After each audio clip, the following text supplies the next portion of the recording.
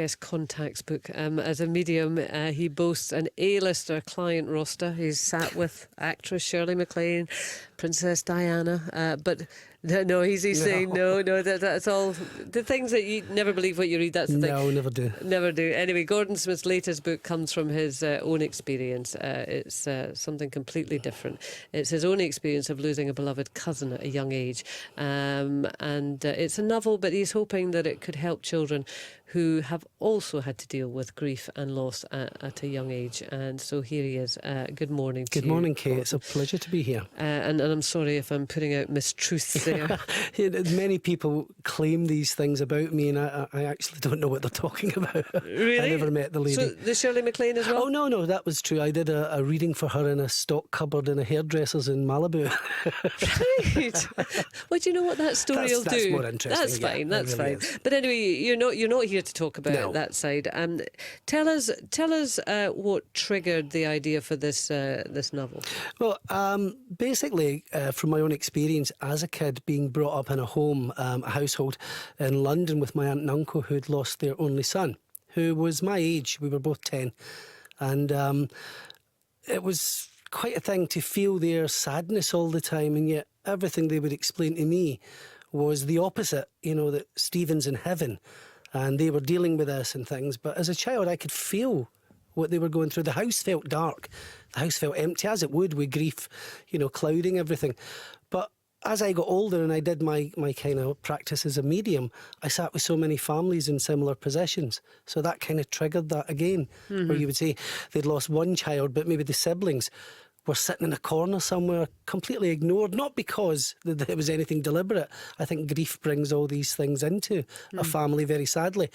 But a lot of the things I learned was that to talk to these grieving children, because they weren't allowed to express their own emotions. They were told things about death, but they were never really allowed to express it. And that really was one of the reasons I wanted to write this book, where I've gave my 10-year-old character in the book the experience of what he calls his dark time, where his mum and dad stop talking and the house becomes empty and cold and he's scared to sleep at night.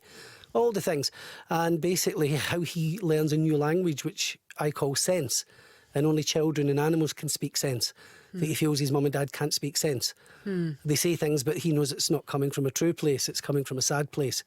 And he wants them to explain to him how they got there, sort of thing. Can you remember how you felt as that 10-year-old? Oh, absolutely, yeah.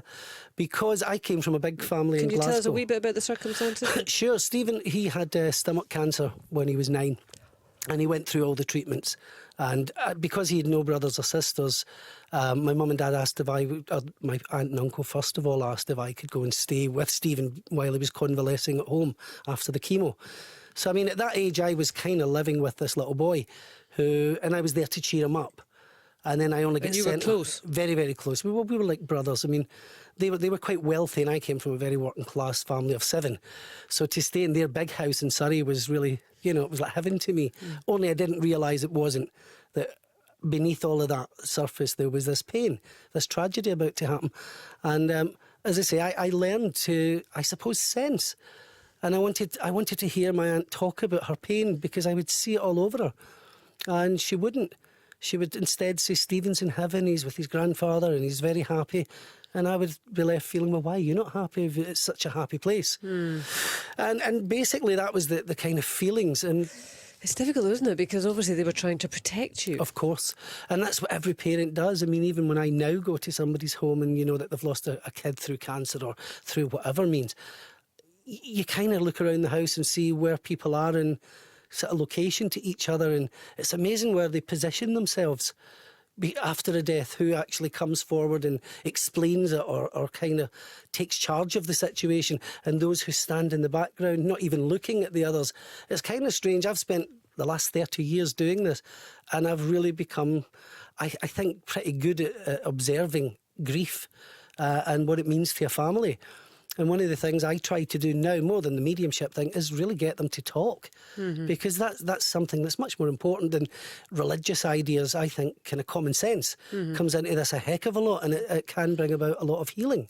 So what kind of conversations do you think, and obviously this is all personal Sure. opinion, there's no absolute No, there's right no and absolute, wrong on no. this, but I mean, what kind of conversations do you think, well, perhaps might have helped you at that time? Because after all, you lost a cousin. Yeah, and a best friend, and I think an explanation of the feelings that came with the loss of Stephen. There was no conversation about his death. Even though I was at his funeral, I know he's died, but there was nothing said about how he died, anything that happened like the weeks before it, because I was sent home. And I would have just loved to have heard things that he spoke about, how my aunt and uncle felt after they lost him. But they just clammed up and they refused to speak to each other. And it was like living in this kind of hyper-tense situation with no conversations about the dead son. And how did you deal with that as a child? I had a wonderful imagination as a child. All the mediumship I do, my mother says that's still my imagination. Oh, she did, old Lizzie. But I mean, I did. Yes, yes, she did up until the very end. But yeah, she always says I was a liar as a child. That was my real mother. But I suppose I just had this wonderful, vivid imagination. My sense. I used to know when my aunt was really sad, and I would do things to try and cheer her up, or you would just become sensitive to their need. Or my uncle, I used to try and talk to him about memories of the Gorbals, because he now lived in this big house in Surrey, and I would just try and find things, as a kid does, to cheer people up. But that's you very kindly doing things to try and make them feel better. But what about dealing with your own feelings of loss? Again, I don't think that I would have known at 10 how to deal with that. I think you just do. And then again, when I was transported back up to Glasgow, you know, I've got a family of brothers and sisters, and at 10 you move on to the next situation in your life. You know, you go back up there, and before you know it, you're out in the street playing football with the kids again, you know, and try to get rid of your fake English accent that you've adopted after 6 months in London. But then from the adult perspective, that can sometimes be one of the issues, isn't it? Because if an adult is feeling terrible grief at the loss of somebody, and children being what children are, do tend to, or certainly appear on the surface to be very resilient, and as you say, they're out playing football. And as an adult, you can find that difficult. Yes. And so maybe the easiest thing is just to make that separation and stay within your own bubble. Well, I think that's what I certainly look back at that, and not just my cousin, other deaths in the family. I remember going into that kind of bubble myself, and watching my parents react to grief was very different from my aunt, who was just a lovely, sensitive lady who had this one child who was her life. Whereas with my mother and father, they lost a daughter as well, and my mother was just so tough. In that sense, I don't say that's a good thing, because it maybe came out sideways where she would get angry at times rather than be expressive in other ways. But so to kind of look at all of the reactions, because some people do get angry at the child who's left alive for no reason. Or they don't explain it. There is a reason, but they don't explain it. Maybe they don't know how to at that point. And then afterwards, they travelling round, you know, maybe in the heart of a house where this child felt safe, and now all of a sudden it feels vulnerable. So is your book aimed at children or adults? Well, it was actually aimed at children, but what I've found is the reaction is adults who read it are saying it's took them back to times in their childhood, or it has given them food for thought. One woman just spoke to me recently and said she lost her dad when she was 14, and her mother just became cold and angry, and she didn't know why. And she said, now I read this book and I actually feel, God, my poor mum just didn't know how to explain her grief or her emotions. Well, especially in the west of Scotland. I mean, being brought up here for a big part of my life, people were not expressive. You know, you never hugged your mum and dad. You couldn't do that. Yeah. You know, I would have got slapped for that.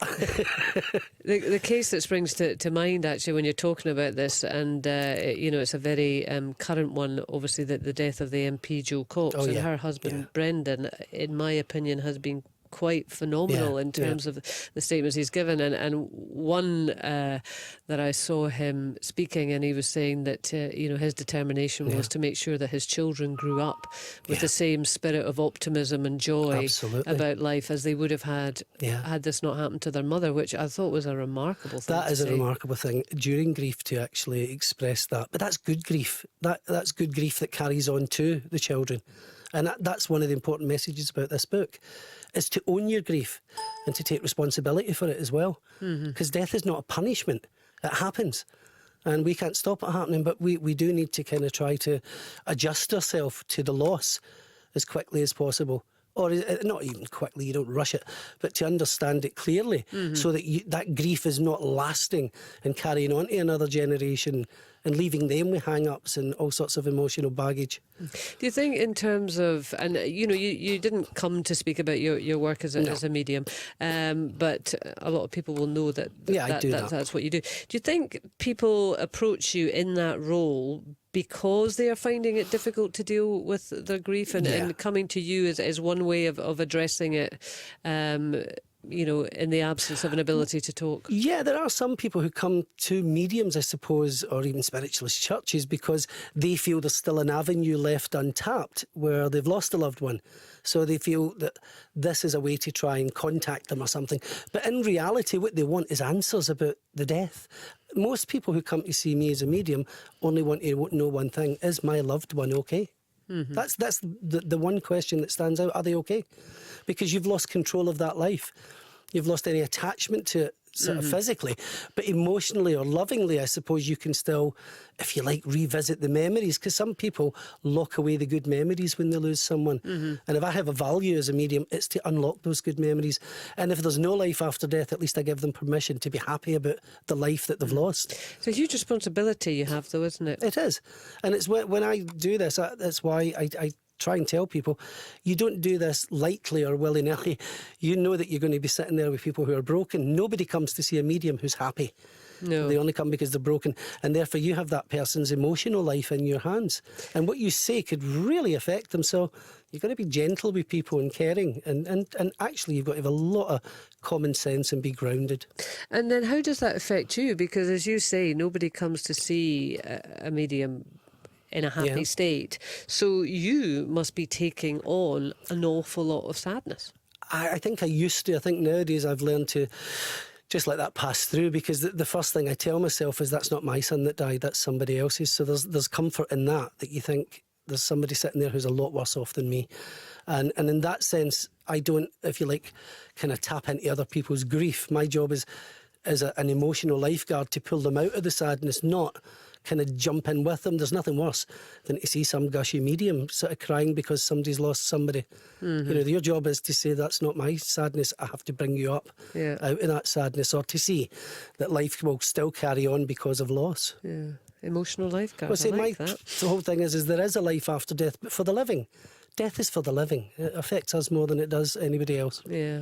Well, Gordon, thanks for coming in. Really nice to speak to you. And that novel is a thin place where two worlds meet.